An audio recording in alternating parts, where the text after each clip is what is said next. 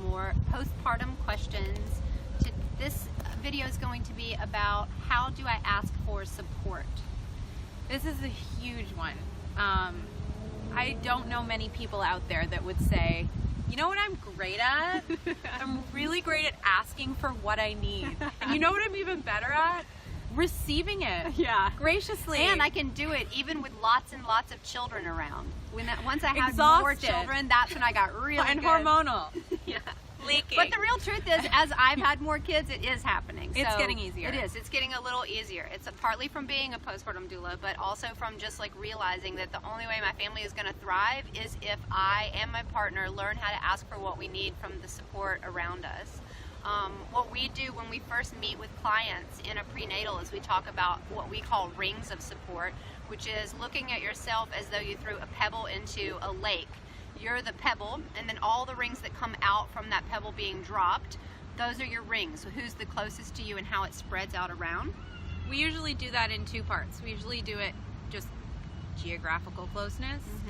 If you live in an apartment building, who is who's on your literally floor, around. who's in your building, who's on your street, who's in your borough, who's a subway right away. If you're, in a more rural setting, obviously just geographically, who can get to you and who can you get to in those cases. The other side of that is emotional support. Right. Somebody might live very far away, but they might be like the gal that you call when you need to talk about like the hard stuff. Or it may be amazing that they live on the other side of your country, because then when you're up in the middle of the night breastfeeding, they're awake because it's in the middle of the day where they are, or and you can Skype with them at a time that maybe you can't access other people. So that's a big ring of support right there, because that's a time where maybe you really want to send funny text at 3 a.m. and you may have a person in Amsterdam that wants to do that with you. So looking at what your rings of support is first. That is then the first who step to ask. That's the first step, because you need a list of everybody that is there. And then you need to start asking yourself about what you want your postpartum to look like. We mentioned this in the other video. It's like, what's your dream of the time period right after your baby is born? What does the dream of that time period look like? And as you figure out what you want from that time, then that's what you need to ask for. An example would be, if you know that you are not very good at cooking, then that is the thing that you want people to gift you. That's an easy one, is I know that I don't really enjoy cooking, or I'm not great at it, or even if I am great at it, I'm going to be laid up and I really need people to bring it to me, because I'd really like to just stay in the bed or in my living room on the couch and taking it a little bit easy right now. And so then the way to ask for that support is in the form of, can you bring me a meal? Can you come over and prepare a meal? Can you buy me a gift card to a place that sends meals? Like, there are postpartum food delivery services now, or even just like a gift card to the local grocery store to get some prepared things in that way. So it's first identifying who. You can just make a giant list, even if the circles of support that's an overwhelming thing.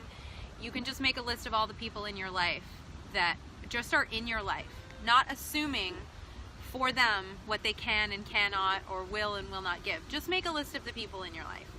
Then you make a list of all the things you think you might need. And then start to do like a little matchy-matchy of who you think is capable. There's probably someone who's great at cooking and finds a lot of joy in that. There's probably somebody that your older kiddo connects with that might be the one that you would naturally gravitate towards asking to take them to the park or whatever.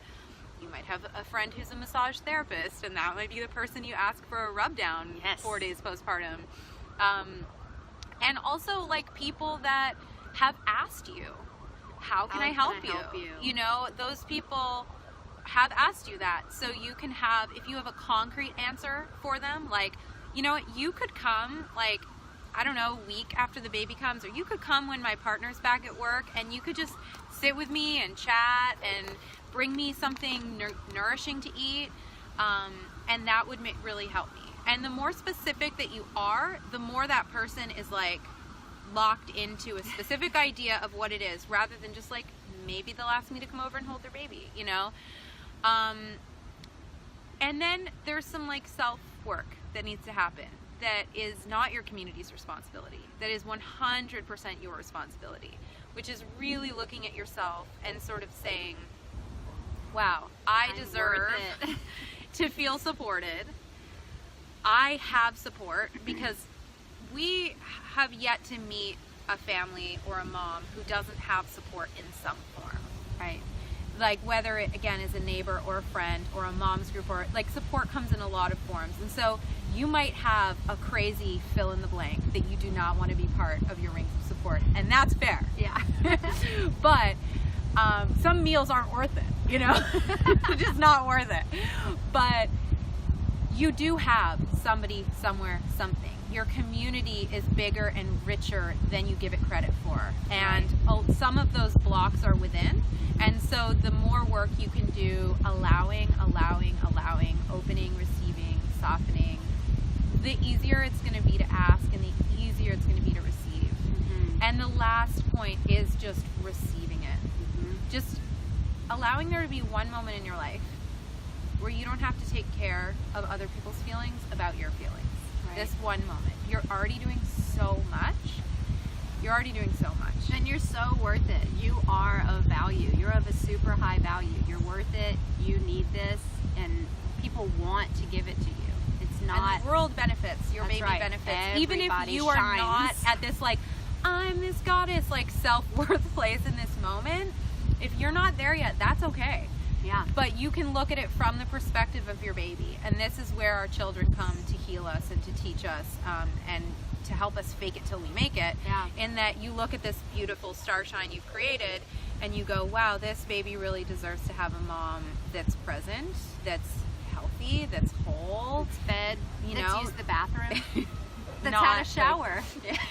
Not while wearing a Basics. baby. Yeah, totally.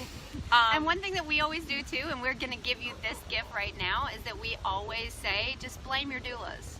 And so if you need to, when you ask for support, you're having a struggle of like how to say it, just be like, my doulas told me to ask you, or my doulas asked me to stand up for myself and ask what I need. And so you can totally push it on us and say that we are your postpartum doulas and we are bossing you around. The doula said I'm not allowed to get out of the bed for 40 That's right. days. The doula said I'm supposed to go to the bathroom alone one time a day. Like, that's something that we told you have to have. So blame us.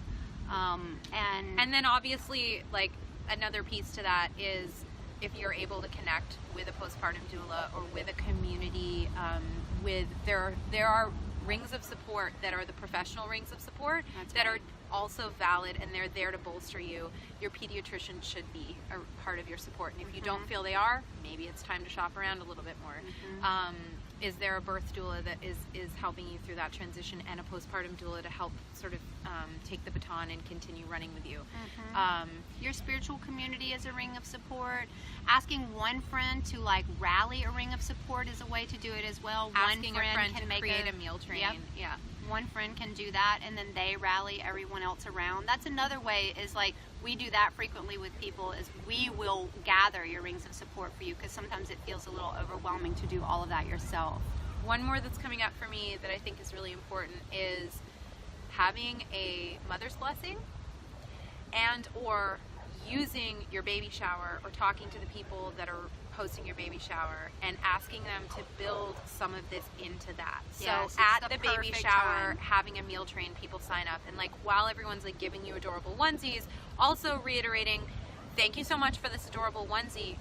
Another thing that would be awesome, other than another adorable onesie when the baby comes, is Bone a sandwich, a bone broth. Yeah, Onesie on the front end, bone broth on the because back. people like feeling valuable. Yes. You know, they do like feeling valuable. They do like feeling like they've made a difference, and for the most part, they really do want to help you. So, just looking at those spots in your life, because what you don't realize is that as hard as it is maybe for you to break through and ask for what you need and to take it in, every time you do that, that person that you helped, it becomes easier for them to see that for the next mom that comes through. And that person might go and then have their baby, and it might be that much easier for them. And it just helps to heal this collective wound that we all have about asking and receiving. Yes. So again, if it's hard for you to do it for yourself, do it for your baby. If it still feels hard, do it because we do it for bossed you us. into Do it. it for Yeah. do it because we made you. two bossy girls in a New York City park were like, do it. Okay, thank you. See you soon. Send us your questions.